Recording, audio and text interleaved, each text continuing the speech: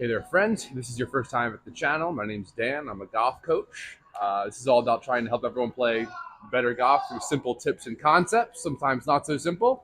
So do me a favor, like and subscribe, all that good stuff.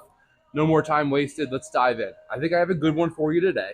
We're going to work through a couple things, and those things would be at a high level, going from steep to shallow through transition. What I mean by that is the opposite of over the top. Okay, so first things first, if you swing over the top and slice, this is worth checking out, right? Because so many people lose the club flat, or I use the term flat in the backswing, but you might call this a shallow position. And then things tend to loop in transition, opposites attract. We're going to get into all this. And it tends to stand up and go over the top from there. So we're going to talk about reversing that, getting it a little bit more upright in the backswing so it can shallow on the way back down into the ball, okay? So we're going to go through that. And then we're going to talk to, I guess more importantly, how to do that, right? So many of us understand what we want to do differently in our swing, but a lot of us aren't training efficiently in a way. It's not deep practice is what I've heard the term referred to as, which I like a lot. We're not deep practicing, so those reps aren't moving the needle for us. We're going to get into that as well.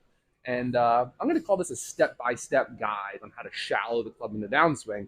The step-by-step refers to how we're going to train all this, and it's going to be like dance steps. I think the dance industry teaches complex movement patterns more efficiently than anyone else because they make you master it step by step before you add speed and link it all together.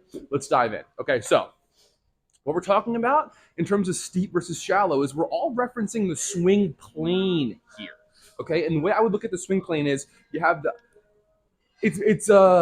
it's deeper than what I'm explaining here, right? There's the shaft plane, which is what I'm kind of alluding to, but you could also draw a line from the ball through your elbow, the elbow plane, ball through your shoulder, the shoulder plane. And what I like that to do on TrackMan is you can line up just through the AI tools now, shaft plane line and shoulder plane line. So it's kind of the high plane and the low plane. And anything in between there, those two lines are the shoulder plane, okay? So with that in mind, if I'm steep on the way down, that's over top of the plane. And if I'm shallow, I'm more under the plane. The way I look at it would be we play on this inclined swing plane, and ultimately the inclined swing plane is a combination of a vertical plane and a horizontal one, right? So the incline is the combo of the two.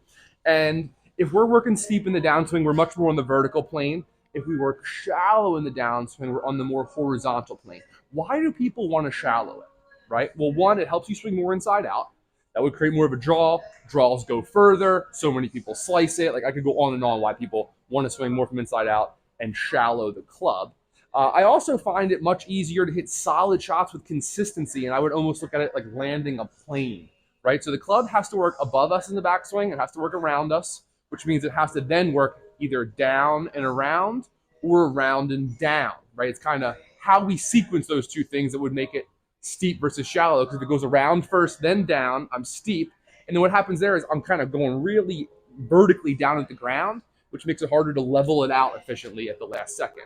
Another thing to consider here, I know a lot of information, is that as the clubs get longer, they get flatter and flatter and flatter relative to lie angle. And I was once told that the lie angle of the club is almost like a guide on the plane that the club wants to be swung on, which that means to us that the longer the club is, the steepness of a downswing is going to be a bigger and bigger issue because it doesn't really correspond in a line with the plane that club wants to be swung on.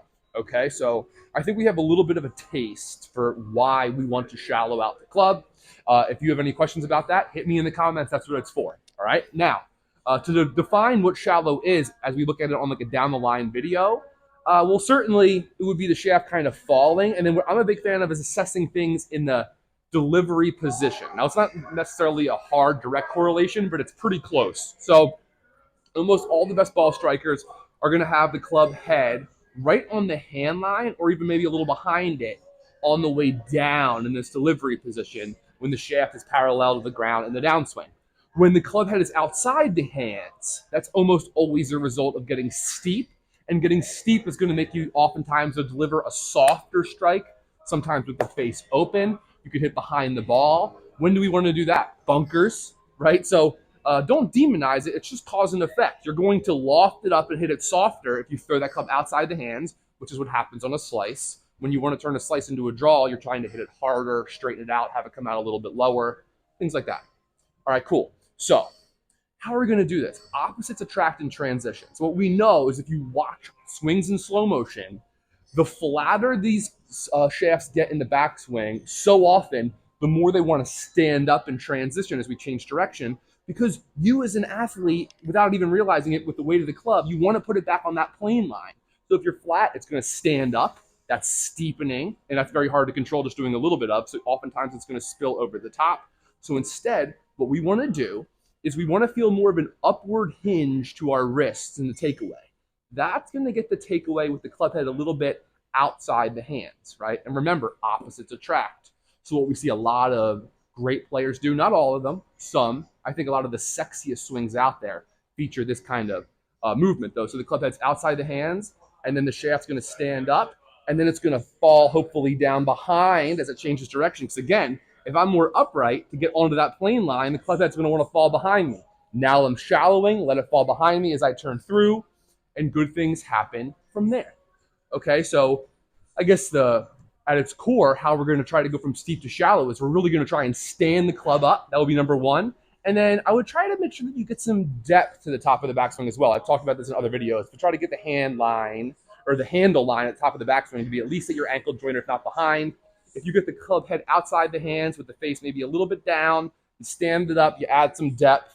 It really wants to shallow from there for almost everyone. Okay. But now we just can't go and swing full speed as hard as we can because we're not going to make any change to our neuromuscular pattern that way. If you want to get into the science of it, I learned all this in the Talent Code by Daniel Coyle. I'll put it in the description of the video. The Talent Code by Daniel Coyle, great read. And it gets into the science of the neuromuscular system and sort of how talent is created scientifically, okay? This is where we got to get into the deep practice. So what I like to do is treat it like you're learning a dance move, and we're going to do it in phases, okay? So what we're going to do is phase one is going to involve hard stops, right? We have to kind of learn the dance step by step. Great move I had right there, right?